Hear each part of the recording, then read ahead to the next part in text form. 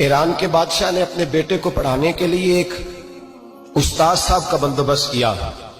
उस्ताद साहब को कहा कि मेरे बच्चे को दीन पढ़ाइए, मैं चाहता हूं कल इसने इनाने हुकूमत को संभालना है तो ये दीन से आगाह हो जाए, इसको कुछ सिखाइए, पढ़ाइए। बहुत नेक बुजुर्ग बड़े दरवेश आलिम पढ़ाने लगे, असबाब मुकम्मल हो गए, दीन के असबाब कुरान मजीद पढ़ाया, अहादीस तैयबा का दर्स दिया, उसूल फिक़ह से रूशनास कराया। जब बच्चे ने मुकम्मल तालीम हासिल कर ली और आमीन हो गई, दस्तार हो गई, फारिग हो गए, तो फिर एक दिन उस्ताद साहब ने कहा बेटे कल तुमने जरूर आना है, कुछ बात करनी है।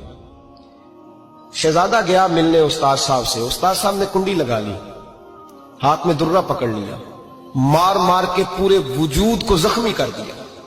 कोई गलती नहीं, कोई बात नहीं, मारा। अब बच्चा आया आके बादशाह सलामत से कहा कि अब्बा जी समझ नहीं आई, बड़ा मारा है उस्ताद। तो सियाने थे ना बादशाह, यहां तो कारी साहब रोज कटहरे में खड़े होते हैं, मौलवी साहब आपने मेरे बच्चे को क्यों मारा है?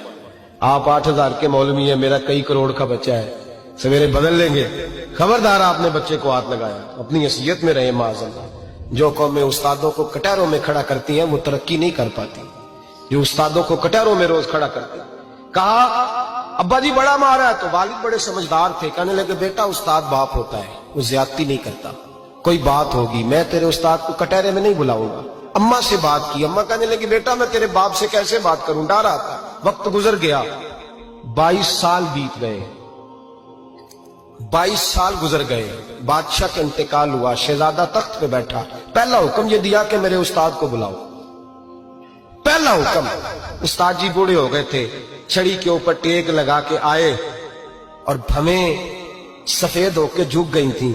यूं आंख खोल के बड़ी मुश्किल से देखा, कहने लगे शहजादे हुक्म हो। कब मैं शहजादा नहीं, अब मैं बादशाह बन गया हूं। उस्ताद जी 22 साल बीत गए, आपने मारा था, पर वो दर्द चूंकि ज्यादती की थी, मेरा कसूर कोई नहीं था, तो ना मेरी रूह से दर्द गया है ना मेरे जिस्म से गया है, मैं बेख्तियार था, पूछ नहीं सकता था, आज बाइख्तियार हुआ हूं। सबसे पहले पहला हुक्म आपको दिया, बुलाया है, बताए क्यों मारा था, क्यों मुझे मारा था, मेरी ज्यादती बताए। तो उस्ताद, बूढ़े उस्ताद की आंखें आंसुओं से भर गई, कहने लगे बेटे बस आज के दिन के लिए मारा था, ये जो दिन आ गया ना मेरी जिंदगी में, इसलिए मारा था, ये मैं चाहता था मेरी जिंदगी में वक्त है, आज के बस मेरी मुराद पूरी हो गई। कहा साहब किस लिए, मुझे भी समझाए। आप फरमाने लगे कितनी देर हो गई तुझे मार खाए हुए, कितना जमाना बीत गया? कहने लगा 22 साल। पर मैं जख्म भूले तो नहीं, दर्द खत्म तो नहीं हुई, तुम्हें बात एक मिनट के लिए भी तुम्हारे हाफजे से महव तो नहीं हुई? का उस्ताद जी रोज रात को याद आती, रोज ख्याल आता था। उस्ताद कहने लगे भाई तू बेख्तियार था, पूछ नहीं सका, 22 साल तुझे याद रहा, मुझे पता था तू एक दिन हुक्मरान बनेगा, मैंने तुझे इसलिए मारा था कि बेटे याद रखना, किसी पे जुल्म न करना।